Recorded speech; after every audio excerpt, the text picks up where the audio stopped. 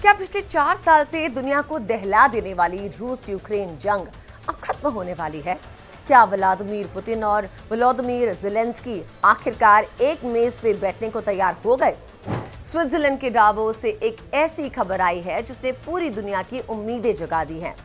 4 साल, लाखों मौतें और बेहिसाब तबाही के बाद अब पहली बार शांति समझौते की तारीख और जगह सामने आती दिख रही है। यूक्रेन के राष्ट्रपति व्लादिमीर ज़ेलेंस्की ने खुद इस बात का ऐलान किया है कि रूस, यूक्रेन और अमेरिका के बीच एक ऐतिहासिक त्रिपक्षीय बैठक होने जा रही है।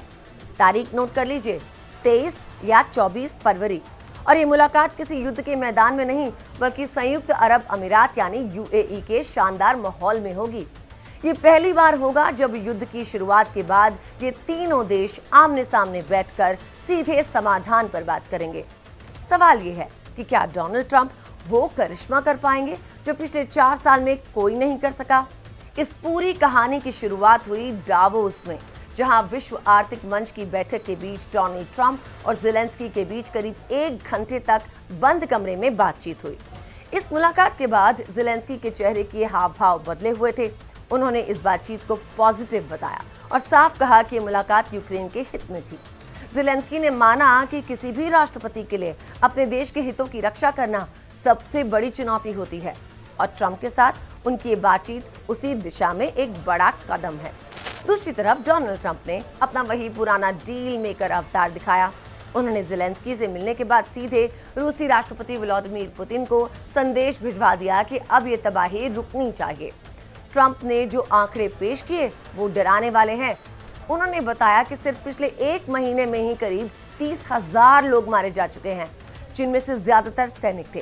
ट्रंप ने इसे मानवता के लिए शर्मनाक करार दिया और दावा किया कि उनका एक डेलीगेशन बहुत जल्द सीधे पुतिन से मिलने जा रहा है। इसके बाद अब सबकी नजरें टिकी है यूएई में होने वाली उस त्रिपक्षीय बैठक पर। ज़ेलेंस्की ने पूरा रोड मैप समझा दिया है। पहले अमेरिकी दल पुतिन की टीम से मुलाकात करेगा, फिर यूक्रेन की टीम से अलग बातचीत होगी और आखिर में शुक्रवार या शनिवार को अमेरिका, रूस और यूक्रेन की टीमें एक साथ मेज पर साथ बैठेंगी।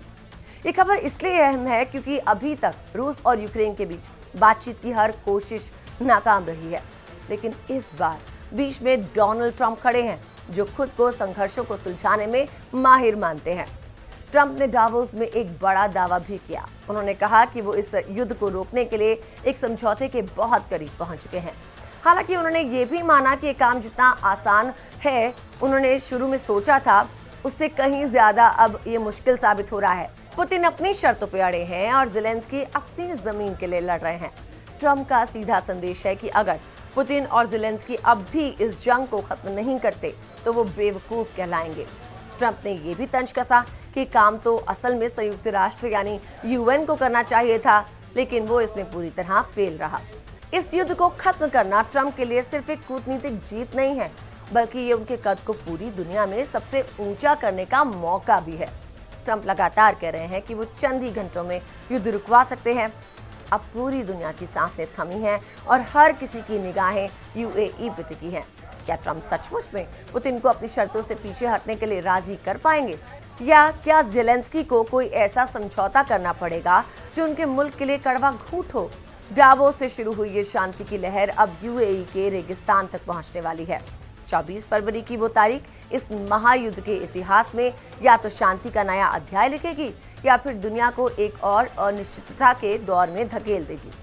लेकिन फिलहाल डावोस से आई इस खबर ने लाखों लोगों को सुकून की नींद तो दे ही दी है।